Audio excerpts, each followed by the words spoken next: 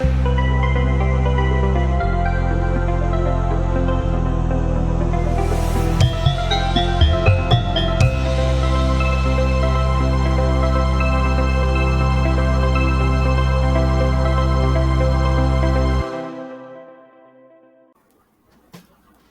anak-anak, selamat berjumpa dengan saya Bapak Umar Natu dalam pembelajaran pendidikan agama Buddha.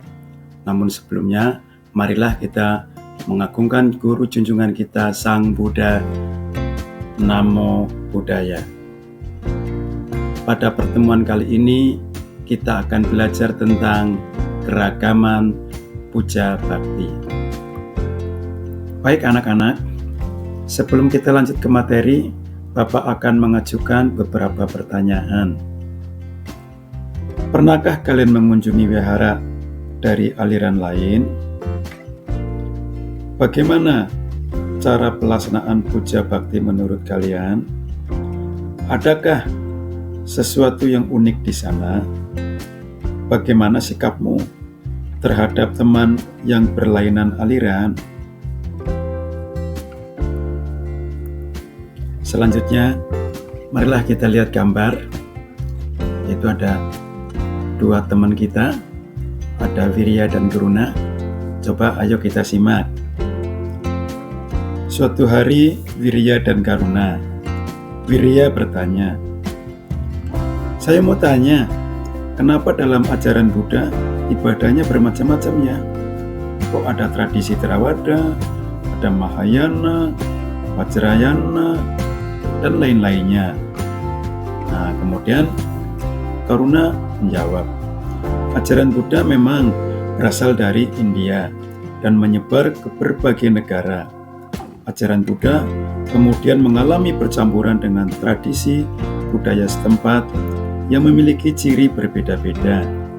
Contohnya, ada tradisi Theravada, yaitu yang berada di Thailand, Myanmar, Sri Lanka, Kamboja, dan Laos. Ada juga tradisi Mahayana, yaitu di Cina, Jepang, Taiwan, dan negara Korea. Ada juga tradisi Vajrayana, yaitu di negara Tibet, Mongolia, Nepal, dan negara Bhutan.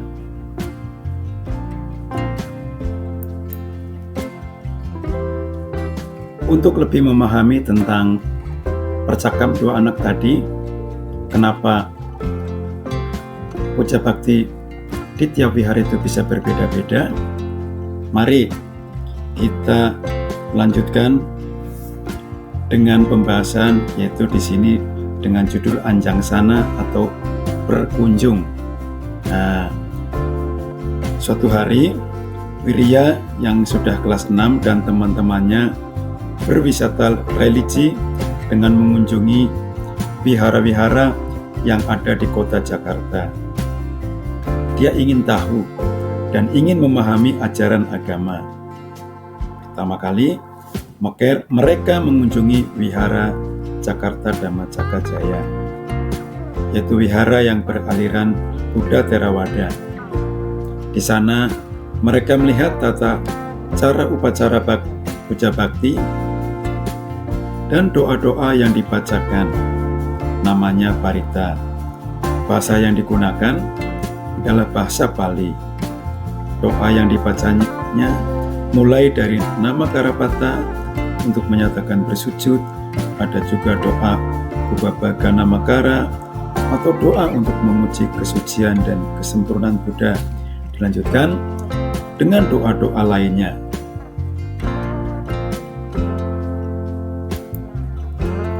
Selanjutnya, Wirya dan teman-teman mengunjungi wihara yang lain. Mereka mengunjungi wihara Mahavihara Graha Pusat. Wihara ini bercirikan Mahayana. Di wihara Mahayana, doa yang dibaca biasanya berupa sutra dan mantra. Biasanya, bahasa yang digunakan adalah bahasa Sanskerta. Puja bakti diawali dengan bersujud dan menyanyikan lagu pendupaan. Selanjutnya, melakukan penghormatan kepada Buddha, Bodhisattva, Mahasatwa, dan Buddha-Buddha yang lainnya dengan membaca sutra, mantra, dan melakukan penghormatan dengan cara berkeliling atau pradaksina. Kunjungan selanjutnya, mereka menuju Wihara Maitreya Wira di daerah Jakarta Barat. Di wihara ini terdapat arca Buddha yang sedang tersenyum. Dalam melakukan puja bakti, bahasa yang digunakan adalah bahasa Mandarin. Umat Buddha pertama-tama menyebut nama-nama antara lain Tuhan Yang Maha Esa atau Laumu, Buddha Maitreya, Buddha Tianjan, dan Bodhisattva Yeghui. Dalam melaksanakan puja bakti, umat Buddha Maitreya ada 5 urutan yang harus dilaksanakan, yaitu pertama melakukan hormat, kedua berlutut, ketiga bersujud, keempat berdiri, dan kelima menghormat kembali. Pada kesempatan lainnya, mereka mengunjungi Wihara Ekayana Arama yang terletak di Jakarta Barat juga. Di wihara ini ada keunikan tersendiri. Wihara ini menggunakan 3 tradisi, yaitu tradisi Mahayana, Theravada, dan Vajrayana. Jadi, umat dipersilakan untuk memilih puja bakti yang dianggapnya cocok. Selanjutnya, mereka juga mengunjungi wihara aliran Nichiren Sosu yang ada di Jakarta Selatan. Kebaktian di wihara ini menggunakan bahasa Jepang. Sebenarnya masih ada beberapa wihara aliran lain yang seharusnya dikunjungi oleh mereka. Wihara lainnya adalah wihara yang beraliran Tridharma, ada juga wihara yang beraliran Tantrayana. Setelah mengikuti kunjungan-kunjungan ke wihara tadi, kita menjadi paham bahwa agama Buddha memang beragam. Begitu juga di dalam pelaksanaan puja bakti sangat bermacam-macam dan ada keunikan-keunikan yang dapat kita temui. Agama Buddha memiliki beragam aliran, tidak hanya wihara di Jakarta, tetapi di seluruh Indonesia. Masing-masing wihara melaksanakan puja bakti sesuai dengan alirannya. Begitu juga dengan bahasa yang digunakan dalam puja bakti. Aliran Theravada menggunakan bahasa Pali, aliran Mahayana menggunakan bahasa Sanskerta, aliran Maitreya menggunakan bahasa Mandarin, aliran Nichiren Sosu menggunakan bahasa Jepang. Ada juga wihara tertentu yang menggunakan bahasa Jawa. Keberagaman aliran dan bahasa dalam puja bakti tidak menjadi persoalan. Setelah kita belajar tentang keberagaman puja bakti, selanjutnya marilah kita mempelajari atau belajar bersama, yaitu materi kebersamaan dalam keragaman. Sebelum menuju materi selanjutnya, coba perhatikan gambar. Gambar apa itu kira-kira? Nah, gambar tersebut adalah gambar yang terjadi pada peringatan Trisuci Waisak berbagai majelis agama Buddha di Indonesia. Di antaranya dari Sangha Theravada, Tantrayana, Tridharma, Kasokatan, Mahayana, Mapan Bumi, Mada Tantri, dan Mahanikaya yang dihadiri oleh puluhan biksu atau biku yang berkumpul di Umbul Jumprit, Kabupaten Temanggung. Mereka datang ke sana untuk melakukan prosesi pengambilan air berkah Waisak. Mereka mengambil air berkah itu, kemudian dimasukkan ke dalam kendi. Selanjutnya, air berkah dibawa dan disemayamkan ke dalam Candi Mendut dan Candi Agung Borobudur. Setelah kita melihat gambar tadi, kita menjadi paham bahwa dengan adanya perayaan Waisak dari berbagai para biksu atau sangga yang berkumpul untuk mengambil air berkah Waisak. Dengan adanya peristiwa itu, maka akan terjadi adanya keberagaman, saling menghormati, menjunjung tinggi toleransi, dan juga menjaga persatuan.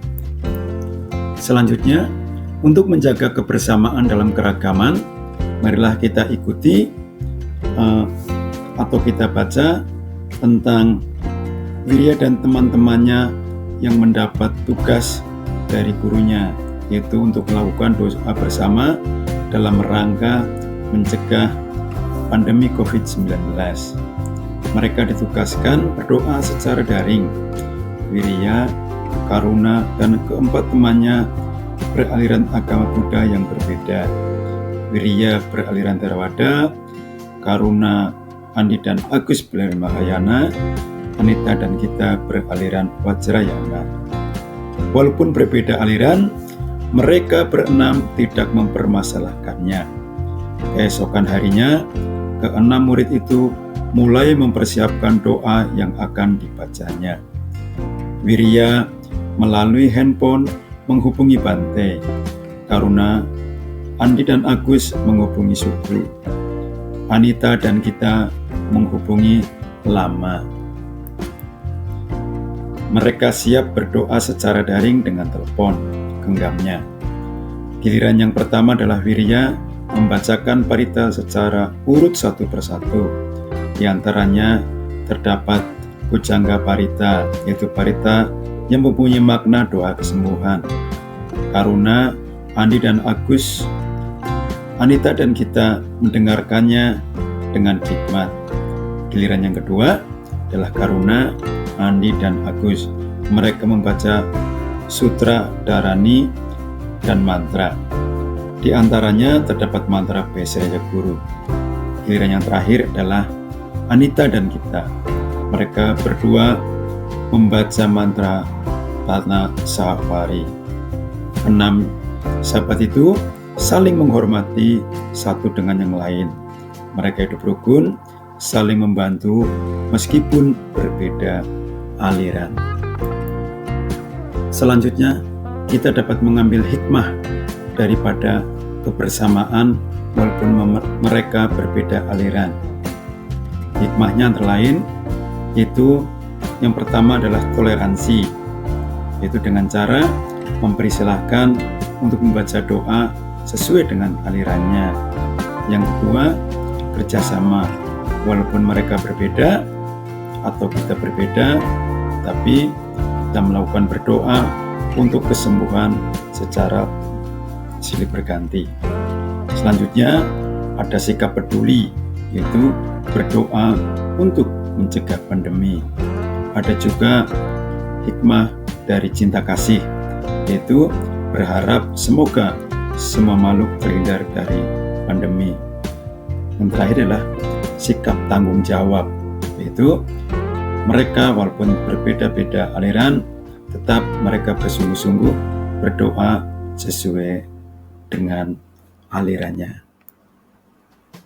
Baik anak-anak, setelah kita mempelajari tentang keberagaman puja bakti dan kebersamaan dalam keragaman, kita dapat mengambil kesimpulannya bahwa terdapat banyak aliran dalam agama Buddha.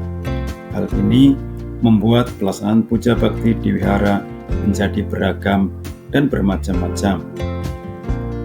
Bahasa yang digunakan dalam puja bakti pun berbeda-beda. Dengan keragaman akan menumbuhkan sikap kebersamaan dan toleransi. Baik anak-anak, apakah kalian sudah memahami materi tentang keberagaman puja bakti dan kebersamaan dalam keberagaman? Jika belum, tonton ulang videonya kembali. Dan jika sudah, silakan untuk mengerjakan soal yang telah disediakan. Akhir kata dari Bapak, saya mengucapkan Sabbe Sata Bhavantu Sukhitata, semoga semua makhluk hidup berbahagia. Namo Buddhaya.